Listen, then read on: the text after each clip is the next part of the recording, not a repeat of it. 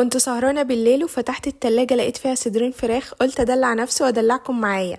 هنعمل مع بعض احلى واسهل نجرسكو ممكن تعملوها في حياتكم. لا بجد خطيرة، بشاميل كريمي. ولو اول مرة تشوفوني، انا مني من قناة اكلك ألذ مع بنات العيلة. يلا بينا نبدأ الفيديو. طبعا هبدأ بالفراخ الأول. في طاسة على النار فيها معلقة زيت ومعلقة سمنة، ونزلت الفراخ وبشوح الفراخ مدة ما تزيدش عن 5 دقايق. وبعد كده بنزل عليها بصلة متقطعة وفلفل أخضر وأحمر وزيتون وبقلب. وبعد كده بديها توابل بسيطة عبارة عن ملح وفلفل أسود وبودرة بصل و7 بهارات، واديها تقليبة وبس كده.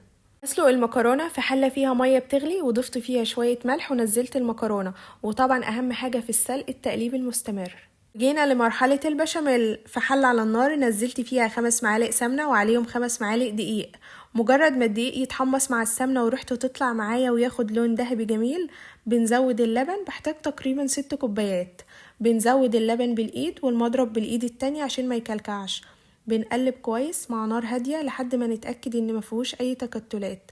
وببدأ ازود التوابل عبارة عن نص معلقة صغيرة ملح وربع معلقة فلفل اسود مع التقليب المستمر. وكده بقى جاهز معايا احلى بشاميل كريمي.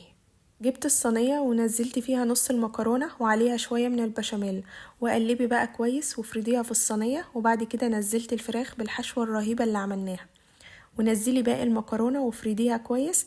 وبعدين غرقيها بالبشاميل وعليها شوية من الموتزاريلا. يا سلام على الحلاوة والجمال ده كله. شايفين الحلاوة دي ولا مش شايفين؟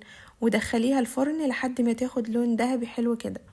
دي لازم تتاكل بعد ما تطلع من الفرن بريحتها الخطيرة جدا دي، وكريمي قوي يا جماعة.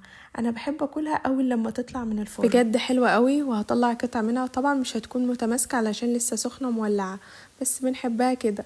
واو، البشاميل كريمي جدا جدا وخطير ومظبوطة جدا، وطعمها بجد يا جماعة لا يقاوم. لازم بجد تجربوها.